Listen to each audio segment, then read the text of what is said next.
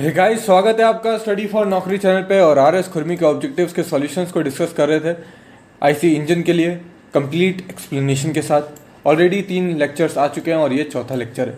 किसी भी एग्जाम की तैयारी करें, बुक बहुत ज़्यादा इंपॉर्टेंट है और ये टेलीग्राम चैनल भी बहुत ज़्यादा इंपॉर्टेंट है, क्योंकि इस टेलीग्राम चैनल पे आपको मिल जाती है ऐसे वीडियोस, जो भी सारे वीडियोस जो इस टेलीग्राम चैनल पे, इस यूट्यूब चैनल पे अपलोड होते हैं, उन सब की आपको नोटिफिकेशंस, कुछ की पीडीएफ भी, ये सब चीज़ें आपको इस टेलीग्राम चैनल पे मिल जाती है। ये सारे टॉपिक्स ऑलरेडी कवर कर चुके हैं और IC engine and nuclear power plant का टॉपिक चालू है। पहला क्वेश्चन है, super charge engine as compared to ordinary engine की बात करूं तो इसमें आपको स्मॉलर फाउंडेशन चाहिए होंगी। स्मॉलर फाउंडेशन है तो लाइटर होगा, कंज्यूम लेस ल्यूब्रिकेटिंग ऑयल। तो ये सारी चीज़ें आपको देखने को मिल जाएंगी, ऑल ऑफ दीज हो जाएगा। सुपर चार्जिंग में एक्चुअली में हम करते क्या है कि जो एयर आ रही है, खासकर ये सीआई इंजन में किया जाता है, स्पार्क इग्निशन इंजन में नहीं करते हैं, नॉकिंग वगैरह होने लग जाती है। तो सीआई इंजन में क्या होता है कि जो डेंसिटी है एयर की जो आ रही है, उसकी डेंसिटी को बढ़ा देंगे। डेंसिटी को बढ़ा देंगे तो डेंसिटी होता है mass by volume, for the same volume आपका मास ज़्यादा आएगा। अब अगर आपको मान लीजिए कि 1 kg चाहिए हुआ था, आपको 1 kg का एयर अंदर चाहिए होती है और आप वी वॉल्यूम रखते थे, पर आपने सुपर चार्जिंग कर दी तो अब आपको ये 2 kg मिल जाएगा। सपोज 2 kg मिल जाएगा, ठीक है, पर आप चाहते हो कि नहीं, हमको तो 1 ही kg चाहिए था, हम सुपर चार्जिंग कर रहे हैं, तो आप v/2 कर दो। v/2 के केस में आपको 1 kg मिल जाएगा। तो आप v/2 की जब वॉल्यूम करेंगे, मतलब आपने सिलेंडर छोटा कर दिया, सिलेंडर छोटा कर दिया तो वो लाइट हो जाएगा। स्मॉल फाउंडेशन चाहिए होंगी उसको, ठीक है, कंज्यूम लेस ल्यूब्रिकेटिंग ऑयल चाहिए होगा, सरफेस एरिया कम हो गया तो फ्रिक्शन वगैरह भी कम हो जाएगा, तो ल्यूब्रिकेटिंग ऑयल वगैरह भी कम लगेगा। सुपर चार्जिंग में जो पावर डेवलप्ड होती है तो ज़्यादा मास फ्लो रेट आपका ज़्यादा आता है, डेंसिटी बड़ी हुई जाती है, तो उससे मास फ्लो रेट भी इंक्रीज कर जाता है, पावर डेवलप भी इंक्रीज कर जाता है, ठीक है। Super charge receives air from the atmosphere surrounding and compress it to higher pressure, ठीक है, and then feed into the inlet valve of the engine. बिल्कुल सही, ऐसी यही चीज़ होती है। कार्बोरेटर क्या करता है, तो पेट्रोल और इंजन का जो मिक्सचर है उसको प्रोवाइड करता है, पेट्रोल और एयर का, ठीक है। Diesel engine is as compared to petrol engine both at running at the rated speed, यानी कि सेम स्पीड पे अगर रेटेड स्पीड पे काम कर रहे हैं तो आपको पता है थर्मल एफिशिएंसी जो होती है वो डीजल इंजन की ज़्यादा होती है, तो आपका सी ऑप्शन करेक्ट होगा।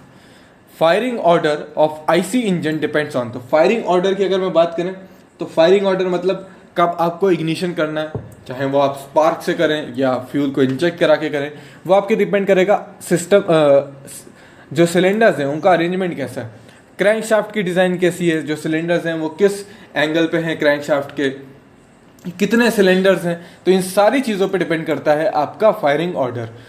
तो compensating jet in carburettor supplies almost constant amount of petrol in all speed because, तो ये ऐसा क्यों कर पाता है, क्योंकि फ्लो जो प्रोड्यूस होता है ना आपका कार्बोरेटर में, वो होता है स्टैटिक हेड की वजह से। तो स्टैटिक हेड की वजह से होता है, तो अगर स्टैटिक हेड कांस्टेंट है तो आपका फ्लो भी कांस्टेंट रहेगा, ठीक है। कंप्रेशन रेशियो जो होता है पेट्रोल इंजन का वो वेरी करता है 6 से लेके 10 तक, आपको पता ही है, और बाकी भी देख लेते हैं। Higher compression ratio in the diesel engine results higher pressure, तो हाइयर कंप्रेशन रेशियो अगर डीजल इंजन में होगा तो उससे हाइयर प्रेशर भी मिलेगा, सीधी सी बात है, ठीक है। आपने देखा ही होगा पेट्रोल इंजन में जो मैक्सिमम जो आपका कंप्रेशन के बाद प्रेशर जाता है वो 10 बार के आसपास जाता है, आई है ना, ये जाता है आपका पेट्रोल इंजन में, मतलब एसआई इंजन में। और कंप्रेशन इग्निशन डीजल इंजन में आपका 35 बार जाता है ना। यहाँ पे जो आपका 6 से 10 के बीच में आपका कंप्रेशन रेशियो रहता है, यहाँ आपको 15 से 22 देखने को मिलेगा। तो अगर 15 से 22 जाएंगे तो आपका ऑब्वियसली प्रेशर भी बढ़ रहा है ना, ये 10 बार था, ओके। पेट्रोल इंजन वर्क करते हैं ऑटो साइकिल में, सारी ही ऑप्शन सही है। ल्यूब्रिकेटिंग ऑयल जो होता है आईसी इंजन में, ल्यूब्रिकेशन क्या करता है कि जो भी मूविंग पार्ट्स हैं आपको पता है उसके बीच में आपका ल्यूब्रिकेंट रहेगा, मेटल टू मेटल कांटेक्ट जो है वो अवॉइड करेगा। अब जो ल्यूब्रिकेटिंग ऑयल है ना, इमोशन के कारण इधर से उधर थोड़ा बहुत फ्लो भी करता है, और जब ये फ्लो करता है तो एक जगह से हीट को दूसरी जगह ले जा लेता है, तो हीट डेसिपिटेशन भी होता है साथ में, तो बिल्कुल सही बात है।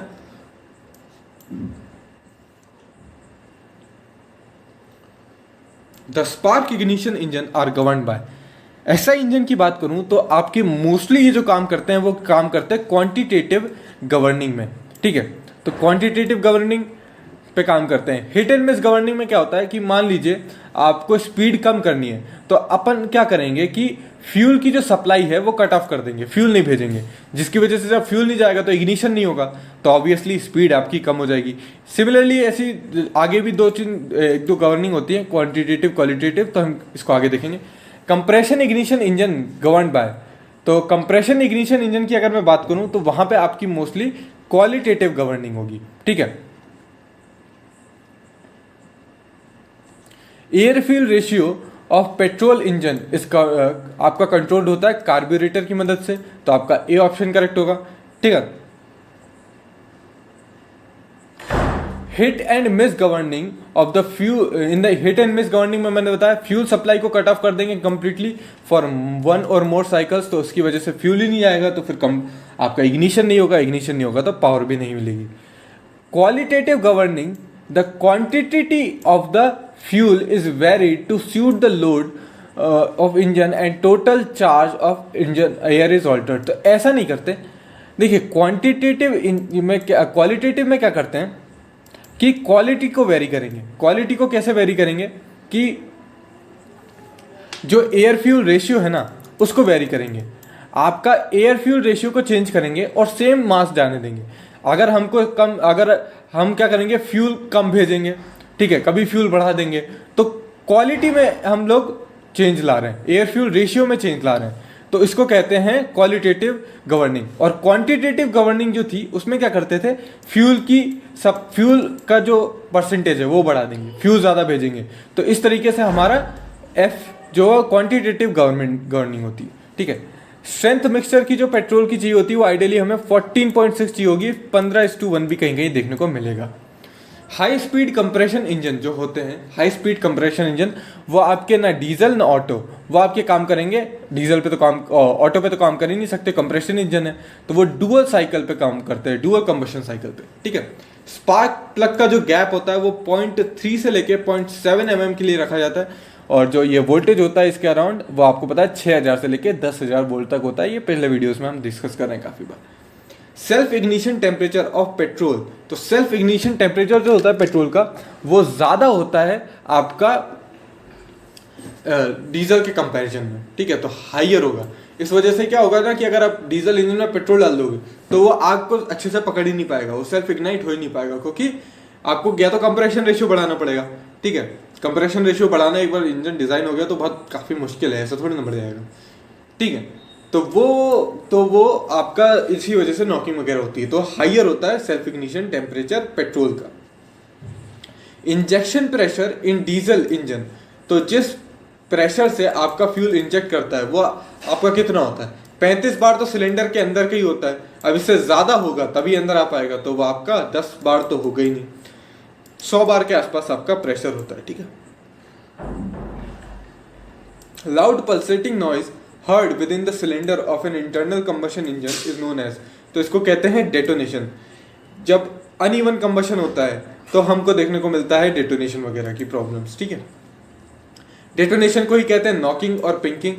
इसमें क्या होता है ना कि मान लीजिए कि अगर मैं स्पार्क इंजन की बात करूं तो मान लीजिए यहाँ पे स्पार्क प्लग लगा हुआ है कुछ इस तरीके से, ठीक है, और यहाँ पे ये फ्यूल है, ये पूरा भरा हुआ है, और यहाँ पे हम लोगों ने मान लीजिए पूरा का पूरा, अभी टीडीसी बीडीसी की बात नहीं कर रहे हैं, बस मान रहे हैं कि कंबशन चेम्बर, ठीक, कंबशन चेम्बर मान लो टीडीसी पे ही है, ओके, चलो वो भी होगा, ठीक है। यहाँ पे पोर्ट थे, ये सब पोर्ट बंद है फिलहाल, फ्यूल यहाँ पे बना हुआ है, यहाँ पे स्पार्क लगा है, यहाँ पे सब फ्यूल था, ठीक है, और यहाँ पे पहला इग्निशन हुआ, तो यहाँ ये जो आप सोच सकते हो पहले ये वाला पार्टिकल इग्नाइट करेगा, फिर ये करेगा, फिर ये करेगा, फिर ये करेगा, और ऐसे में एंड वाला जो आपका पार्टिकल्स है वो इग्नाइट करेंगे। पर क्या हो कि अगर देखो आपको पता है कि आईसी इंजन का टेम्परेचर तो ज़्यादा ही रहेगा, मान लो कोई एक पॉइंट ऐसा है बीच में यहाँ पे कि टेम्परेचर कुछ ज़्यादा ही है, ये एक हॉट स्पॉट है, ठीक है, हॉट स्पॉट यहाँ पे क्रिएट हो गया किसी तरीके से। अब क्या होगा कि जब यहाँ पे कंप्रेशन हुआ, ठीक है, कंप्रेशन हुआ और उसके बाद मान लो इग्निशन भी हो गया, जब आप खुद ही सोच के देखिए, जब यहाँ की गैस इग्नाइट की है, यहाँ की जब गैस में आग लग गई है, कंबशन हो गया है, तो हीट ट्रांसफर इधर की तरफ होगा, यहाँ पे आग लगी है तो हीट जो ट्रांसफर होगा वो इधर की तरफ होगा, मतलब ये सारी जो गैसेस है वो आपकी टेम्परेचर भी बढ़ेगा एंड प्रेशर भी बढ़ेगा, क्योंकि यहाँ पे आपका कंबशन हुआ है, इग्निशन हुआ है, तो प्रेशर भी बढ़ेगा, है ना, एक टाइप का विस्फोट हुआ है यहाँ पे। तो जब टेम्परेचर और प्रेशर बढ़ेगा और ये पॉइंट पहले से ही हॉट है, तो चांसेस हो गए कि कभी कभार यहाँ से भी एक इग्निशन होना चालू हो जाए। तो ये जो पार्टिकल यहाँ पे था वो भी इग्नाइट हो गया। अब यहाँ से एक आग की या जो कंबशन है उसकी एक वेव फ्रंट आ रहा है और यहाँ से भी एक आ रहा है, और जब यहाँ पे आपस में दोनों टकराएंगे तो उसको कहेंगे अपनी नॉकिंग, और इसकी वजह से आपको एक अलग सी साउंड देखने को मिलेगी। तो ये होता है आपका स्पार्क इग्निशन के केस में। कंप्रेशन इग्निशन के केस में तो अलग ही होता है, उसमें काफ़ी कॉम्प्लेक्स होता है और मोस्टली वहाँ पे तो होता ही है, नॉकिंग तो होती है, ठीक है। नॉकिंग टेंडेंसी स्पार्क इग्निशन में भी डिक्रीज बाय, तो एयर फ्यूल रेशियो को अगर आप कम कर दें, थोड़ा सा कम फ्यूल रखेंगे, तो जब फ्यूल कम होगा तो आपका क्या होगा कि आपकी जो चांसेस हैं वो कम होंगी, ठीक है। इग्निशन की टाइमिंग को आप कंट्रोल कीजिए, एग्जॉस्ट का जो टेम्परेचर है उसको कंट्रोल कर दीजिए, ठीक है। तो ये सारी चीज़ें तो आपकी होती है, पर जो ये सारी चीज़ें होती है, पर डिक्रीज बाय की अगर मैं बात करूं, ठीक है, डिक्रीज कैसे करेंगे, तो आप कंप्रेशन रेशियो को रिड्यूस कर दो। कंप्रेशन रेशियो रिड्यूस करने से क्या होगा, मतलब इतनी बड़ी जो आपका सिलेंडर था उसकी जगह आप छोटा सिलेंडर यूज करो ना, छोटा सिलेंडर यूज करो। जब छोटा सिलेंडर होगा तो उससे क्या होगा कि जो वेव फ्रंट यहां से यहां पहुंचने में जो टाइम ले रहा था, अब वो वेव फ्रंट जल्दी से पहुंच जाएगा। तो यहाँ पे जो आग लगने का जो टाइम है, यहाँ पे जो इग्निशन होने का टाइम है, वो हो ही नहीं पाएगा। इसके इग्निशन होने से पहले ही ये वेव फ्रंट यहाँ पे पहुंच चुका है, ठीक है। तो रिड्यूस कर देंगे अगर कंप्रेशन रेशियो, तो हमारी नॉकिंग की टेंडेंसी भी आपकी रिड्यूस हो जाएंगी। तो ये जो है ये मेन इंपॉर्टेंट फैक्टर है। बाकी सारे जो फैक्टर्स हैं वो भी होते हैं, पर यहाँ पे वेल डिफाइंड नहीं है कि कैसे कंट्रोल किया जाए इग्निशन को। इग्निशन टाइमिंग जो इग्निशन करवाना है वो पहले कराएं कि बाद में कराएं, एयर फ्यूल मिक्सचर को कैसा रखें, फ्यूल बढ़ाएं कि एयर बढ़ाएं, एग्जॉस्ट टेम्परेचर को क्या करें, कम करें कि ज्यादा करें, तो ये सारी बातें यहाँ पे नहीं की। मोस्ट सुटेबल जो होगा वो ये होगा, कंप्रेशन इग्निशन जो कंप्रेशन रेशियो उसको रिड्यूस कर दी जाए। यहाँ पे एकदम सटीक बात की गई है, ठीक है। नॉकिंग की टेंडेंसी डीजल में किस तरीके से प्रिवेंट की जा सकती है, तो याद रखो जिस तरीके से स्पार्क इग्निशन में होता है ना, उसका उल्टा होगा कंप्रेशन इग्निशन में। मैंने आपको स्पार्क इग्निशन समझा दिया, यहाँ पे कंप्रेशन इग्निशन समझाऊंगा तो दोनों में कंफ्यूज हो जाओगे। तो स्पार्क इग्निशन समझा दिया, तो हम बात करेंगे कि स्पार्क इग्निशन की और उसका उल्टा लगा देंगे कंप्रेशन इग्निशन में, ठीक है।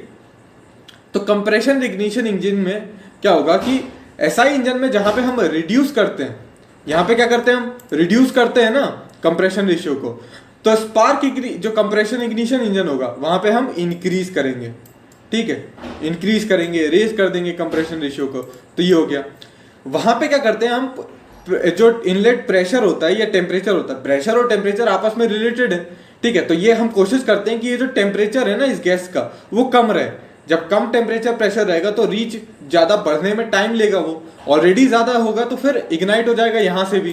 तो हम क्या कोशिश करेंगे कि जो प्रेशर है यहाँ पे स्पार्क इग्निशन के केस में रिड्यूस करें, ठीक है। तो कंप्रेशन इग्निशन के केस में वो क्या होगा, उसको इंक्रीज कराएंगे, ठीक है। डिले पीरियड हम चाहते हैं कि इंक्रीज करा दें हम स्पार्क इग्निशन के केस में, और यहाँ पे कोशिश करेंगे कि रिड्यूस करेंगे। तो ये हो जाएगा ऑल ऑफ द अबव। तो एक का याद कर लो, दूसरे में उल्टा कर देना।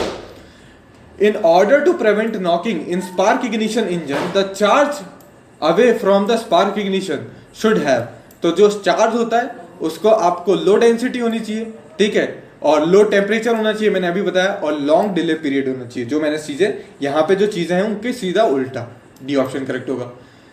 The probability of the knock, so question देखते हैं। The probability of knocking in diesel engine is increase by, तो किस तरीके से होगी, तो अगर हाई सेल्फ इग्निशन टेम्परेचर है, लो वोलेटिलिटी है, हाई विस्कोसिटी है, तो इनकी वजह से आपकी डीजल के इंजन में नॉकिंग की प्रोबेबिलिटी बढ़ जाती है। तो ऑल ऑफ दीज होगा। दोस्तों ये कुछ क्वेश्चन थे, आशा करता हूँ वीडियो आपको पसंद आएगा। वीडियो पसंद आया तो लाइक कीजिए, चैनल को सब्सक्राइब कर लीजिए, बेल आइकन को प्रेस कर लीजिए, वीडियो को शेयर कर दीजिए जो भी सिविल एग्जाम्स की तैयारी कर रहे हैं। Thanks for watching and have a nice day.